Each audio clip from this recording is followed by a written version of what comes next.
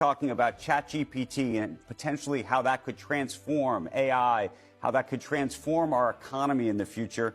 And obviously, there's also lots of questions about whether AI is dangerous and we have the right policy set around it. And I was curious if you've given much thought to any of it. Well, I think it's something I don't understand at all. But Bill did come by about, I don't know, 4 or 5 months ago.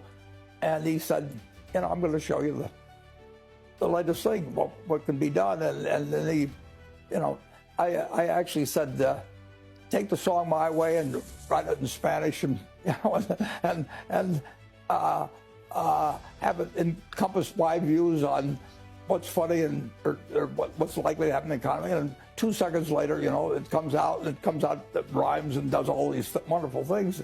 But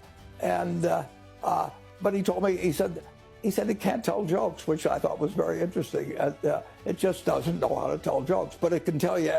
It's read every book, every legal opinion. I mean, the amount of time it could save you if you were doing all kinds of things is unbelievable. But what I said to Bill is, I said, just let me know what I can ask. You know, how are you going to ruin the human race?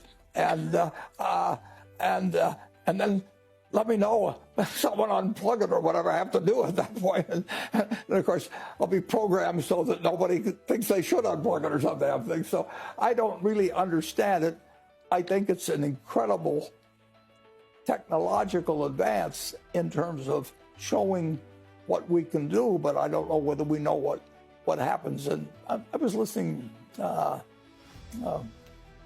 Who was it the other day that knows a lot about technology? He just says that, you know, it scares him. Well, if it scares him, it scares me in terms of the possibilities of it. I mean, we've done amazing things, like we figured out how to create an atom bomb back in 1945. I didn't know what an atom was or anything, but Einstein told me it was going to change the world, and it changed the world. So I don't want to change the world too many times without having some idea of the consequences of it. And I think this is extraordinary, but I don't know whether it's beneficial.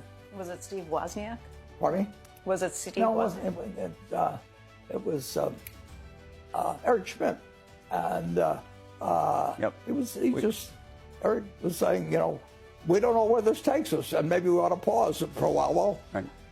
I don't know 1/100th of 1% about physics or anything else that Eric knows, but I come to the same conclusion.